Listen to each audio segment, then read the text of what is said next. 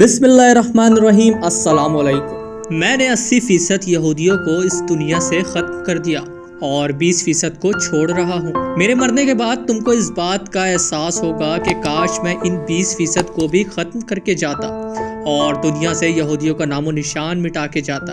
آئیے جانتے ہیں ناظرین یہ الفاظ کس کے تھے۔ اگر جاننے سے پہلے اس ویڈیو کو لائک کریں، میڈیا کیچ کو سبسکرائب کریں اور بیل آئیکن پر ضرور کلک کریں۔ ناظرین یہ الفاظ ایڈولف ہٹلر کے۔ ہٹلر کا نام سنتے ہی ذہن میں یہ خیال آتا ہے کہ اس نے بڑے پیمانے پر یہودیوں کا قتل عام کیا تھا، مگر آخر یہودیوں سے نفرت یہ کیوں کرتا تھا اور اس نے یہودیوں کو جرمنی سے کیوں نکالا؟ یہ وہ سوال ہیں جن کا جواب حاصل کرنے کے لیے کئی کتابیں لکھی گئی۔ ناظرین ہٹلر جرمن قوم کو دنیا کی بہترین قوم سمجھتا تھا۔ اس کا خیال تھا صرف جرمن قوم کو ہی دنیا پر حکمرانی کا حق حاصل ہے۔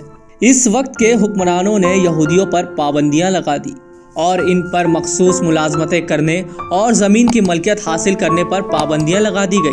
فرانس میں روس کے خفیہ پولیس کی ایک اہلکار زیون کے بڑے پروٹوکول تیار کیے گئے۔ پروٹوکولز میں یہ کہا گیا کہ یہودی پوری دنیا پر قبضہ کرنے کی سازش کر رہے ہیں۔ 9 نومبر 1938 کی رات کو رائخ بھر میں یہودیوں کے خلاف تشدد شروع ہو گیا۔ یہ کسی منصوبے کے تحت نہیں ہوا تھا۔ یہ ایک یہودی کے ہاتھوں پیرس میں ایک جرمن افسر کے قتل پر ہوا۔ 2 دنوں میں 250 سے زائد یہودی عبادت گاہیں جلائی گئیں۔ 7,000 یہودیوں کے کاروبار میں لوٹ مار کی گئی اور انہیں تباہ کر دیا گیا۔ درجنوں یہودیوں کو مار دیا گیا اور یہودی قبرستانوں، اسپتالوں، اسکولوں اور گھروں کو لوٹا گیا، جبکہ پولیس اور فائر بریگیڈ کی گاڑیاں دیکھتی ہی رہ گئیں۔ یہودیوں پر کرفیو لگا دیے گئے، جن کی وجہ سے ان کے گھروں سے نکلنے کے اوقات محدود ہو گئے۔ اپنے والدین کی طرح یہودی نوجوانوں کو بھی جرمنی میں علیحدگی کا سامنا کرنا پڑا۔ مایوسی میں کئی یہودیوں نے خودکشی کر لی۔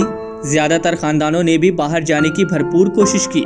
17,000 کے قریب پولش یہودیوں کو جرمنی سے نکال دیا گیا۔ یہ سب ان پر جرمنی کے خلاف سازش میں ملوث ہونے پر کیا گیا۔ 9 نومبر 1938 پیرس میں جرمن سفارتکار کو گولی مار کر ہلاک کر دیا گیا۔ یہودیوں کی نشاندہی کر کے انہیں سرکاری عہدوں سے برطرف کر دیا گیا۔ ہٹلر کے چانسلر بننے کے 2 مہینے بعد اپریل 1933 میں منظور کیے جانے والے قوانین کے انتظامیہ کی تطہیر شروع ہو گئی۔ ان قوانین میں ایک آئین پیراگراف شامل تھا جس میں سماج کے مختلف شعبوں یہودیوں کو نکال پھینکنے کا انتظام کیا گیا تھا۔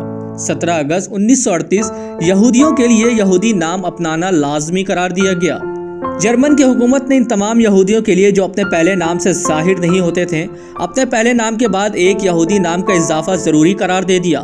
مرد اپنے نام کے ساتھ اسرائیل لگائیں گے اور عورتیں اپنے نام کے ساتھ سارہ لگائیں گی، جبکہ جرمن حکومت نے یہودیوں کے تمام پاسپورٹ ضبط کر لیے۔ 19 ستمبر 1941 جرمنی میں یہودیوں کی شناخت کے لیے ایک بیج متعارف کرایا گیا۔ اب جرمنی میں یہودیوں کو دیکھ کر ہی پہچانا جا سکتا تھا۔ اکتوبر میں یہودیوں کی جرمنی سے باقاعدہ جلا وطنی شروع ہو گئی۔ مارچ 1942 میں یہودیوں کے لیے اپنی رہائش گاہوں پر بھی ستارے کی علامت ظاہر کرنا ضروری ہو گیا۔ یاد رہے ناظرین، یہودیوں کا ایک قول یہ بھی تھا کہ وہ مسلمان کے خون کو کیچ اپ کہتے ہیں، یہ یہودی خون کو جوس کہتے ہیں۔ یہ آپ کو اکثر دیوار گریہ میں روتے ہوئے ملیں گے، مگر یہ لوگ آٹے میں نمک کے برابر ہیں۔ زیادہ تر جنونی جو زائنسٹ کہلاتے ہیں، دنیا میں مظلوم بن کر ہمدردی سمیٹنے والے لوگ ہیں۔ یہ درندے سے زیادہ سفاک ہیں، یہ اپنا مقصد کبھی نہیں بھولتے۔ آج ایڈولف ہٹلر کو وقت نے صحیح ثابت کر دیا ہے۔ ناظرین، ایڈولف ہٹلر کے یہ وہ الفاظ، میں تو خاک میں مل جاؤں گا لیکن میرا جذبہ اور ہمت ہمیشہ قبر سے اٹھے گا۔